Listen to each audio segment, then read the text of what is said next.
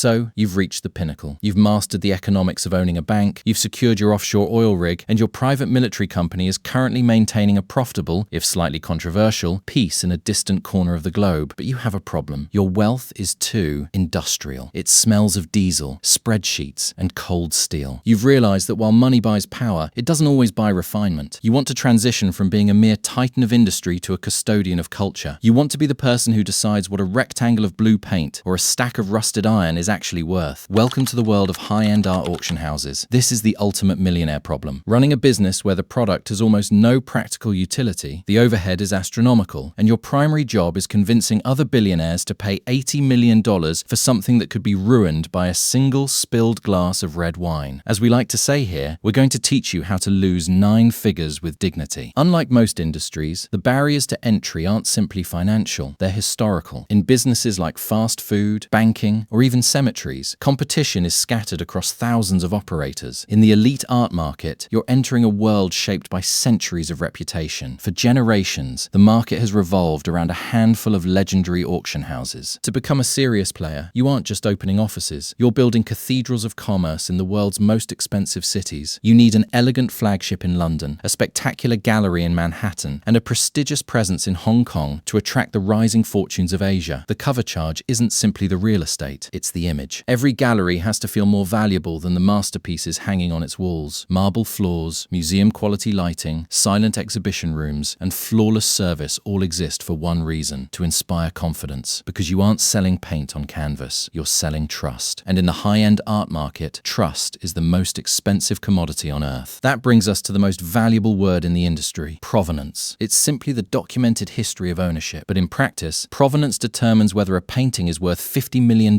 or absolutely nothing. This is where your burn rate begins to skyrocket. You aren't hiring ordinary managers. You're assembling an army of art historians, museum curators, forensic scientists, archivists, and provenance researchers from the world's top institutions. These experts spend years tracing the history of a single artwork through wars, aristocratic estates, forgotten attics, museum collections, and private sales. Meanwhile, forensic laboratories examine pigments, canvases, brushstrokes, and hidden sketches using X-rays, infrared imaging, carbon dating, and advanced chemical analysis to ensure that the masterpiece hanging in your gallery wasn't painted in someone's basement 20 years ago. Miss one missing document, one suspicious signature, one questionable restoration, or one stolen ownership claim. And overnight, a $50 million masterpiece becomes an expensive legal disaster. You're paying extraordinary salaries to people whose job is simply to prove that a piece of paper written 2 centuries ago is genuine. It's the world's most expensive fact-checking department. Then comes the challenge of moving the art itself. Transporting priceless masterpieces makes moving oil pipelines look easy. Every sculpture, painting, and antique travels inside custom-built crates with constant temperature and humidity control. A slight fluctuation in moisture during a long flight can crack centuries-old paint before the plane even lands. That's why specialized art handlers move every object with the precision of bomb disposal experts. White gloves, custom lifting equipment, dedicated climate-controlled trucks, private aircraft. Every movement is rehearsed because one mistake can destroy tens of millions of dollars in seconds. Then comes security. You aren't simply hiring guards. You're building facilities protected by vibration sensors, laser detection systems, biometric locks, thermal imaging, reinforced vaults, and surveillance networks that never sleep. You're creating maximum security prisons for objects that can't move. And then you discover something even stranger. Some of the world's most valuable artworks are never displayed. They don't hang inside museums. They don't decorate billionaire mansions. Instead, they spend decades inside anonymous warehouses known as Freeports. Collectors purchase masterpieces at your auctions and immediately transfer them into these highly secure facilities. As long as the artwork remains there under the proper customs arrangements, taxes and import duties can often be deferred. The paintings quietly change ownership again and again while never leaving the same climate-controlled room. You're no longer simply running an auction house. You're managing one of the world's most exclusive asset storage businesses. The silent cost of maintaining these climate-controlled vaults never stops, but neither does the money flowing through them. So how do you actually make money? Auction houses earn commissions from sellers and premiums from buyers. On a $100 million